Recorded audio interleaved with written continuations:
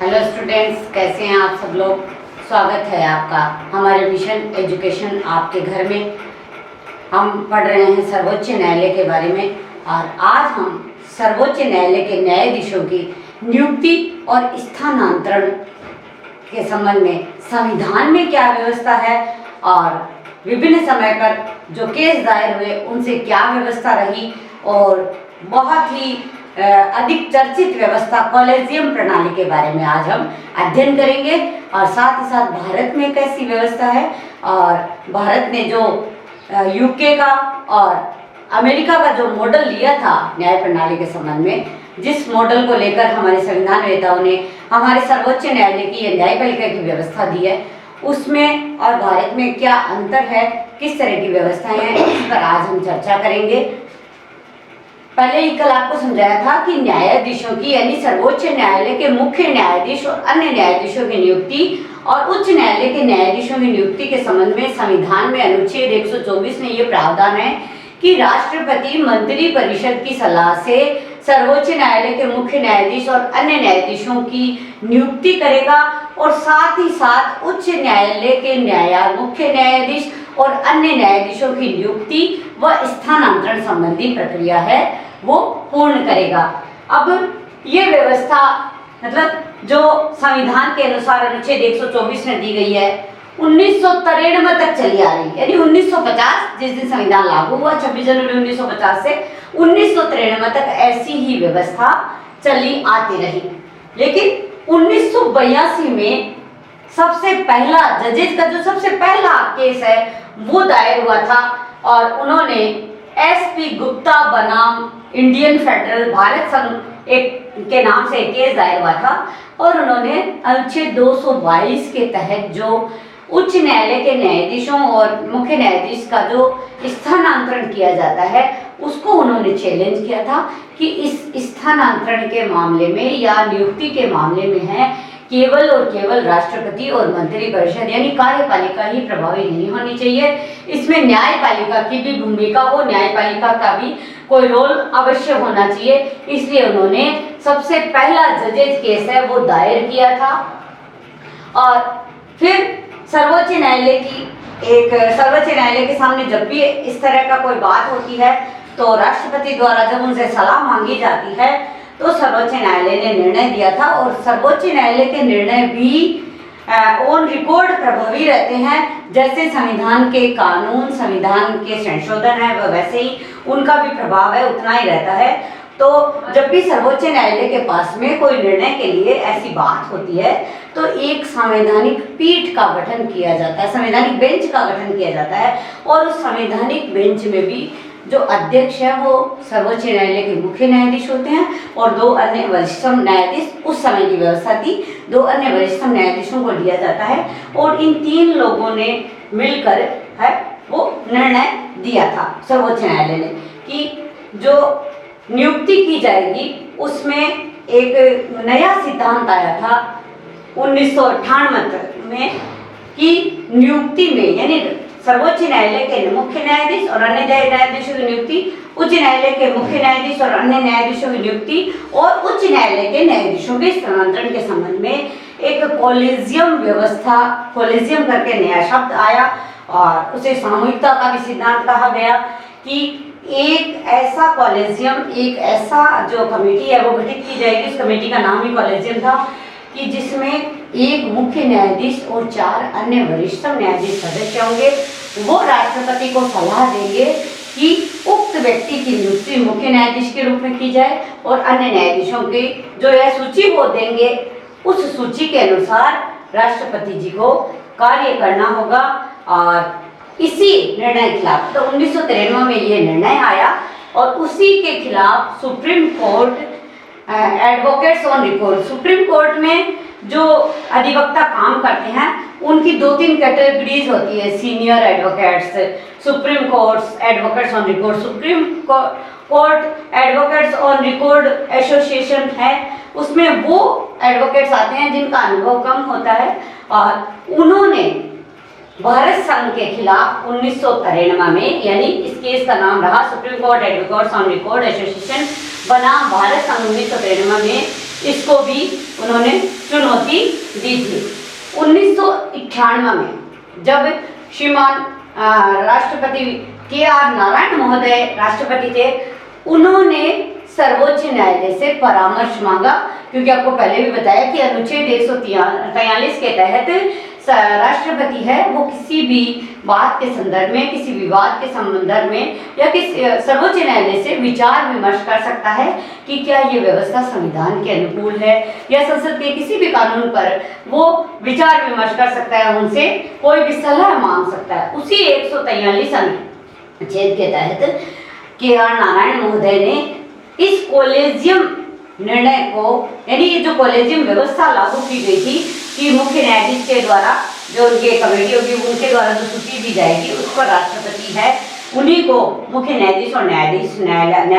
न्यायाधीश के रूप में नियुक्त कर दे। तो ये बात राष्ट्रपति को मानना अनिवार्य है क्या,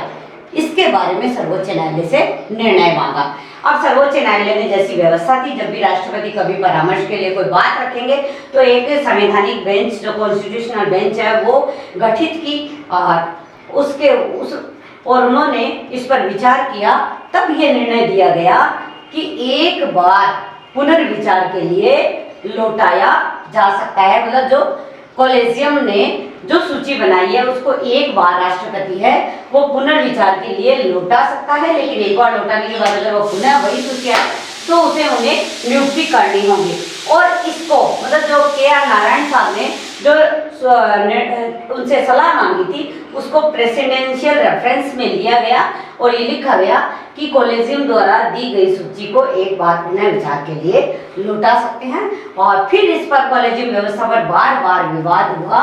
कि न्यायपालिका की नियुक्ति में न्यायपालिका की ही सर्वोपरि भूमिका हुई, क्योंकि 1+4 मतलब 5 सदस्य जिन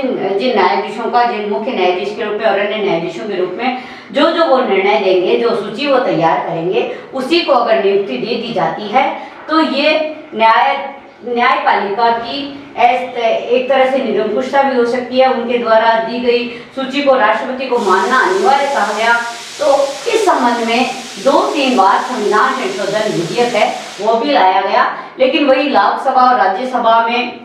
कुछ विवाद होने के कारण या किसी भी अन्य कारणों से ये पारित नहीं हुआ। और अप्रैल 2014 में जब नई लोकसभा का गठन हुआ था तब इसके ऊपर पुनः सबसे पहले यही विधेयक रखा गया और 99वां संविधान संशोधन विधेयक है वो लोकसभा में रखा गया और लोकसभा ने सर्वसम्मति से अपना निर्णय दिया कि इसके लिए एक नेशनल जुडिशरी अपॉइंटमेंट कमीशन है, कमेटी है वो गठित की जाएगी। यानी जो राष्ट्रीय जो न्यायिक नियुक्ति आयोग था उसमें राष्ट्रीय शब्द जोड़ा गया और सबसे पहला भारतीय इतिहास में, भारत के संविधान के इतिहास में पहला ऐसा संशोधन था कि लोकसभा ने सर्वसम्मति से पारित किया मात्र 3 दिन के भीतर। और फिर राज्यसभा के पास ये संशोधन विधेयक है हो गया और राज्यसभा में भी मात्र एक व्यक्ति ने विरोध किया था, माननीय श्रीमान राम जेठमलानी ने, और बाकी सर्वसम्मति से वो विधेयक पारित कर दिया गया था। उसके बाद राष्ट्रपति के सामने वो हस्ताक्षर होने के लिए गया 31 दिसंबर 2014 को और राष्ट्रपति ने भी उस पर हस्ताक्षर किए और 1 जनवरी 2015 से जो ये राष्ट्रीय नियुक्ति आयोग अधिनियम 2014 है उसने काम करना शुरू कर दिया गया था। इसमें क्या व्यवस्था की गई कि जो हमारा संविधान में 124 में अनुच्छेद 124 में न्यायपालिका की नियुक्ति संबंधी जितने प्रावधान थे उसमें संशोधन किए गए। 124A, 124B और 124C जोड़े गए थे। 124A में कितने सदस्य होंगे, B में, और 124C में यह व्यवस्था की गई कि हाई कोर्ट के जजों की जो ट्रांसफर होगी उसके लिए क्या व्यवस्था होगी। इसके लिए जो आयोग गठित हुआ उसमें कौन कौन सदस्य थे कि एक उसके सर्वोच्च न्यायालय के मुख्य न्यायाधीश प्लस 2 और वरिष्ठतम न्यायाधीश और तीसरे विधि मंत्री को इसमें सदस्य बनाया गया था और 2 अन्य सदस्य जो अनुसूचित जाति, जनजाति या पिछड़ा वर्ग से लिए गए थे। इस तरह से 6 लोगों का ये एक आयोग बना और उन्होंने न्यायाधीशों की नियुक्ति के संबंध में राष्ट्रपति के लिए एज ए सलाहकार की भूमिका निभानी शुरू की थी। अब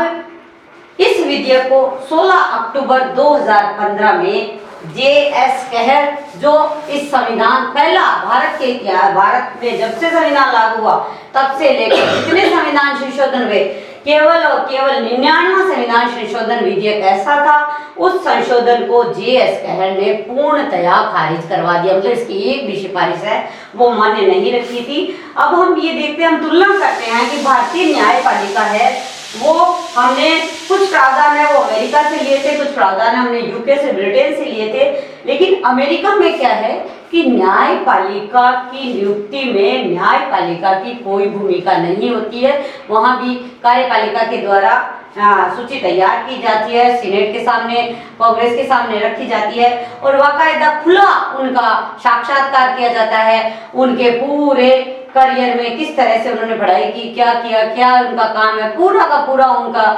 खोजबीन की जाती है। और वहाँ मुख्य न्यायाधीश की नियुक्ति इस तरह से बिल्कुल खुलेपन से होती है। लेकिन वहाँ ये व्यवस्था है कि एक बार व्यक्ति न्यायपालिका मुख्य न्यायाधीश के रूप में या अन्य न्यायाधीश के रूप में नियुक्त हो जाता है तो जीवन भर के लिए वो न्यायाधीश बना रह सकता है। और ऐसी ही व्यवस्था यूके में, यूनाइटेड किंगडम में भी है कि वहाँ भी न्यायपालिका की नियुक्ति है वो, उसमें न्यायपालिका के सदस्यों की कोई भूमिका नहीं रहती। लेकिन भारत में ये जो कॉलेजियम प्रणाली है, सामूहिकता का सिद्धांत आया, इस कारण ये काफी कुछ विवादास्पद स्थिति भी रही थी। फिर भी जो राष्ट्रपति, मंत्रिपरिषद या संसद है उनको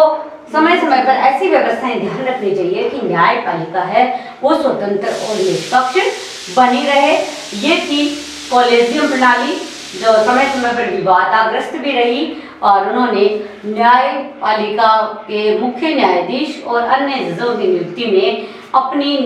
यानी न्यायपालिका की भूमिका को बहुत अधिक करने के लिए समय समय पर संशोधन किए। और आपको याद रखना है कि मात्र 99वां संविधान संशोधन ऐसा था जिसे पूर्णतया रद्द किया गया। अब आपके प्रश्न सामने आ सकता है कि कॉलेजियम व्यवस्था किससे कहते हैं, सामूहिकता का सिद्धांत क्या था, सबसे पहले इस पर प्रश्न कब उठाया गया और कितनी बार इसमें संशोधन हुए। आप माननीय के.आर. नारायण साहब ने किस बात के लिए सर्वोच्च न्यायपालिका से, सर्वोच्च न्यायालय से परामर्श मांगा था और क्या उस परामर्श को प्रेसिडेंसी निर्णय के रूप में संकलित किया गया। ऐसे कई प्रश्न आपके सामने आएंगे। और इसके अलावा जो राष्ट्रीय न्यायिक नियुक्ति आयोग जो बना था उसका पूरा नाम क्या है, कब बना, किस संशोधन के तहत बना और संविधान के जो आर्टिकल है 124 A, B, C उसमें क्या क्या संशोधन किए गए। धन्यवाद। घर रहिए सुरक्षित।